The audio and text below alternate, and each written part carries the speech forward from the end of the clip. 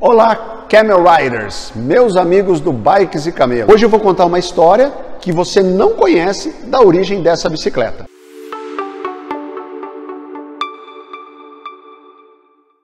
A Caloi 10, para a gente entender a bicicleta, ela não caiu de outro planeta aqui no Brasil. Essa bicicleta tem uma razão pela qual ela veio acontecer aqui no Brasil. Nós precisamos, para entender melhor, voltar um pouquinho na história. E eu tenho que voltar logo depois da Segunda Guerra nos Estados Unidos. 1945, termina a Segunda Guerra Mundial na Europa, os combatentes americanos voltam para os Estados Unidos e aquele país que estava sofrendo pela guerra, todo mundo trabalhando no esforço de guerra, as mulheres que têm o namorado lutando do outro lado do Atlântico, enfim, um povo que estava num momento sem perspectiva, só sofrendo, de repente se vê diante da volta daquele pessoal e com grandes perspectivas. Os Estados Unidos estava cada vez mais se enriquecendo e ia haver um período nos Estados Unidos de muito desenvolvimento. Esse período desse desenvolvimento gerou muitos casamentos, muitas crianças nasceram e em 1965 aproximadamente ocorre um fenômeno que ocorreu algumas vezes depois da invenção da bicicleta.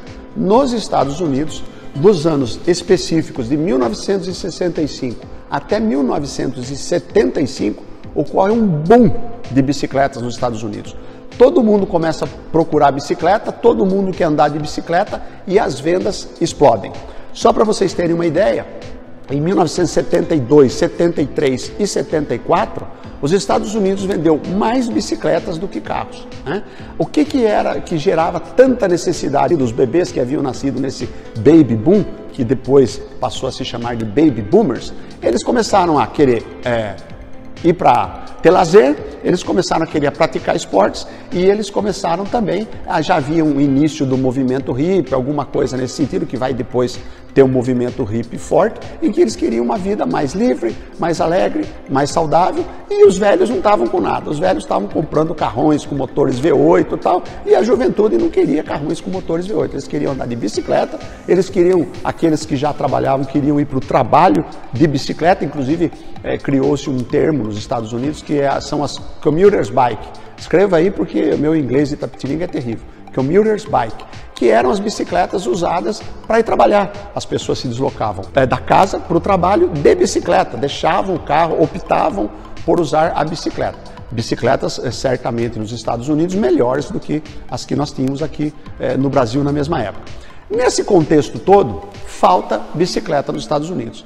Embora nos Estados Unidos houvesse uma grande fabricante de bicicletas, haviam várias fabricantes, mas a maior delas era a Schwinn, e quem gosta de bicicleta gosta dessa marca também, e havia diversos modelos da Schwinn, e a bicicleta que dá início a esse movimento nos Estados Unidos, a bicicleta da Schwinn que faz isso, é uma bicicleta chamada Schwinn Stingray. Essa era uma bicicleta com o banco em formato de banana, com guidão alto, etc., e que virou uma loucura nos Estados Unidos. Nesse mesmo momento, também começa a ocorrer um movimento paralelo dentro das bicicletas, que eram as 10 speed bikes, as bicicletas de 10 marchas, nos Estados Unidos. O Japão começava a fabricar peças, né, possibilitou que as bicicletas pudessem, por um custo baixo, ter 10 marchas, né? As bicicletas assim como tinham aquelas bicicletas de corrida que corriam lá na Europa, o ciclismo era um esporte europeu. Lógico, as bicicletas que corriam lá eram bicicletas puro sangue, bicicletas muito mais leves, com material melhor, principalmente da marca Campagnolo naquela época, peças todas de alumínio, etc. Bicicletas muito mais leves. Mas essas bicicletas também com uma qualidade boa, mas com materiais mais pesados, muito mais baratos, possibilitam esse momento aí das 10 speed bikes.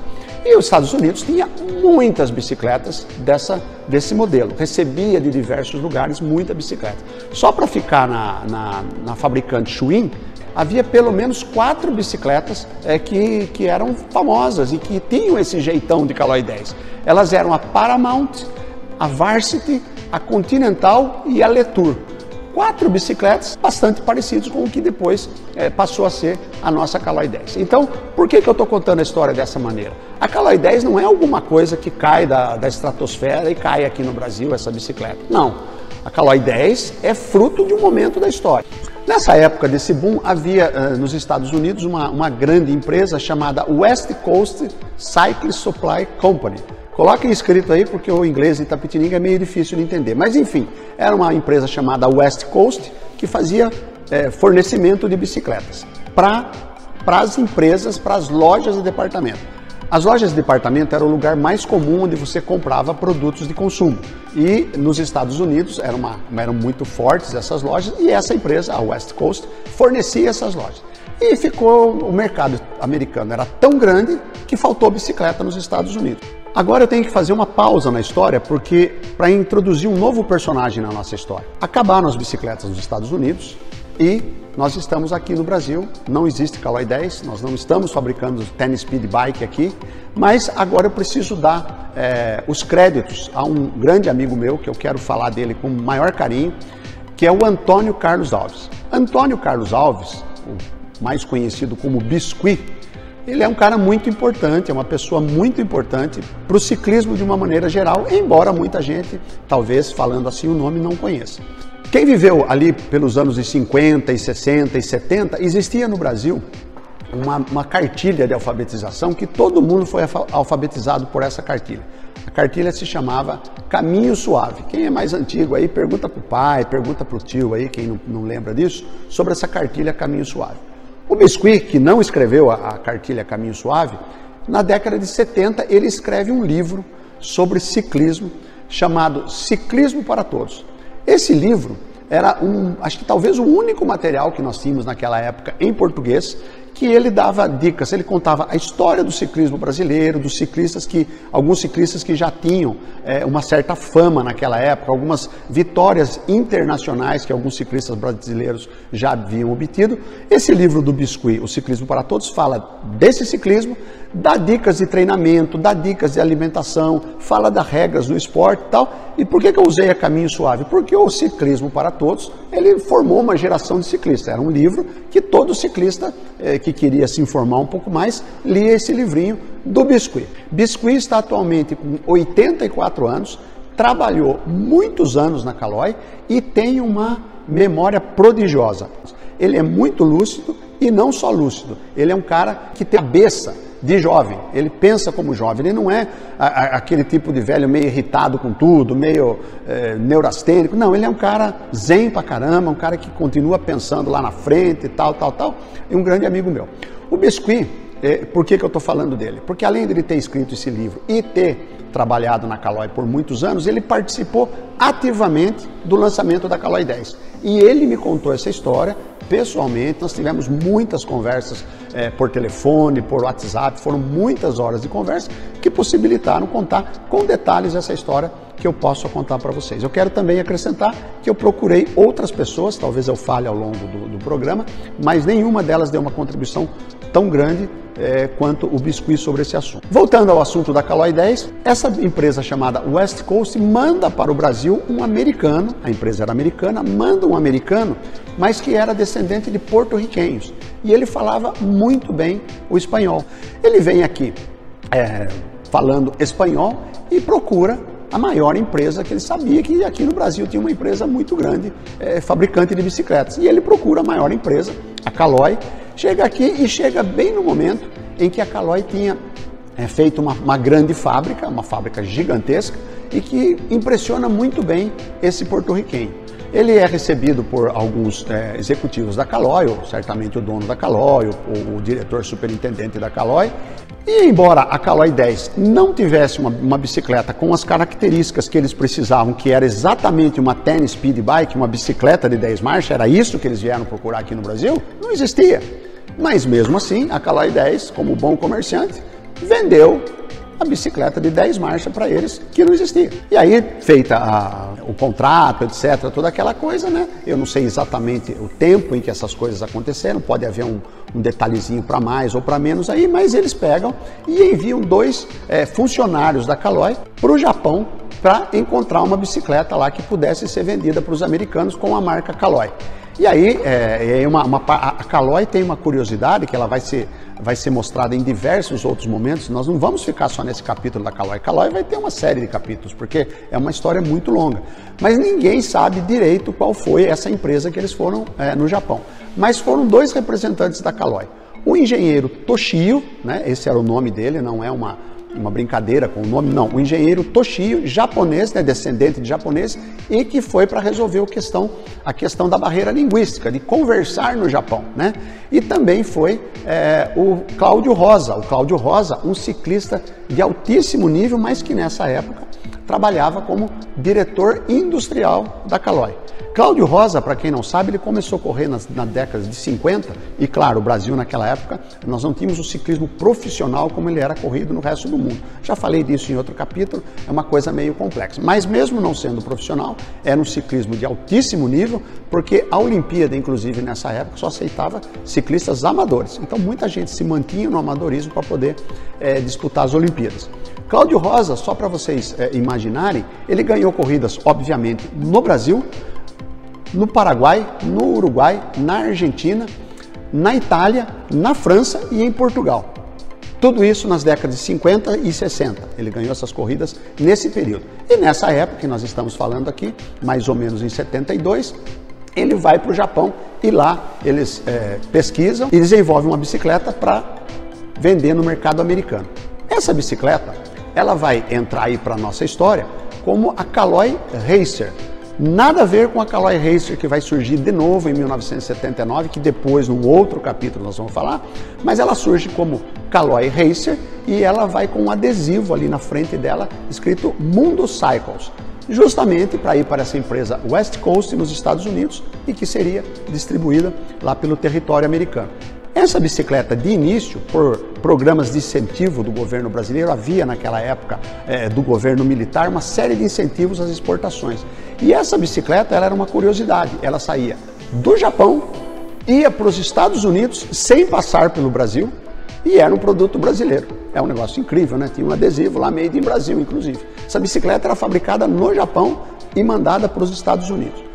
Mais à frente, não se sabe exatamente quando, a bicicleta passa a ter que passar pelo Brasil antes de ir para os Estados Unidos. Mas o processo continua sendo o mesmo. Bicicletas japonesas simplesmente sendo intermediadas pela Caloi e indo para ser vendidas nos Estados Unidos. Todo esse processo aí, que deve ter demorado em torno de uns 2 anos aproximadamente, houve alguns problemas no fornecimento, né? Por parte do Japão, por parte da Caloi que participava, etc.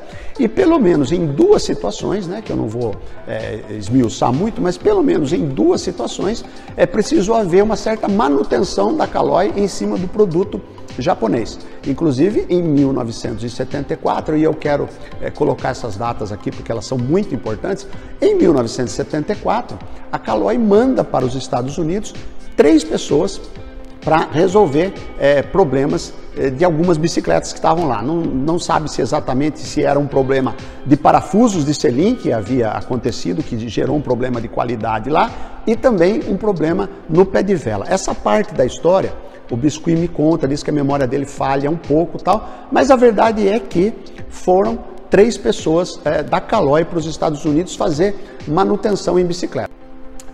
Esses 3 funcionários da Caloi que vão para os Estados Unidos fazer manutenção nas bicicletas eram um brasileiro chamado Nelson Consentino, que tinha sido um excelente ciclista também, e 2 uruguaios, Valdemar Arbalho e Juan de Ávila.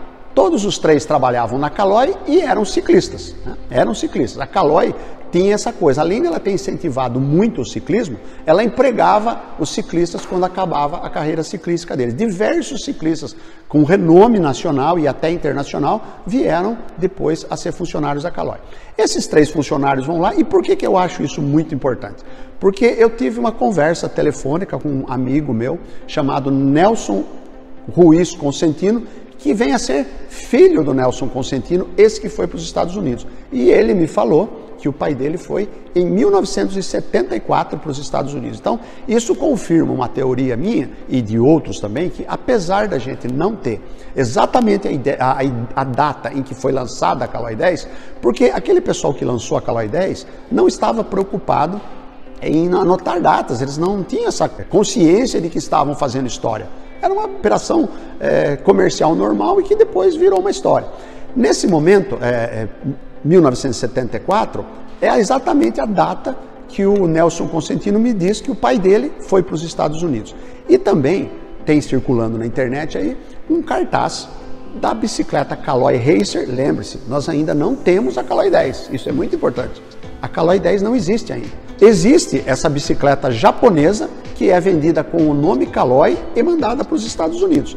Tem um cartaz circulando na internet de 73, que era a Caloi Racer. Então veja bem, certamente até 1973 e mais possivelmente até 1974, que é a data que duas pessoas, uma delas o Biscuit, com quem conversei, afirmam que foi o real lançamento da Caloi 10, né? Contrariando o que está escrito por aí, mas coincide com esse fato que o Nelson Consentino me contou e também coincide com essa questão da data do cartaz, que é de 1973. Ou seja, certamente até 1973, a bicicleta que ia para os Estados Unidos era japonesa e se chamava Caloi Racer. Muito bem.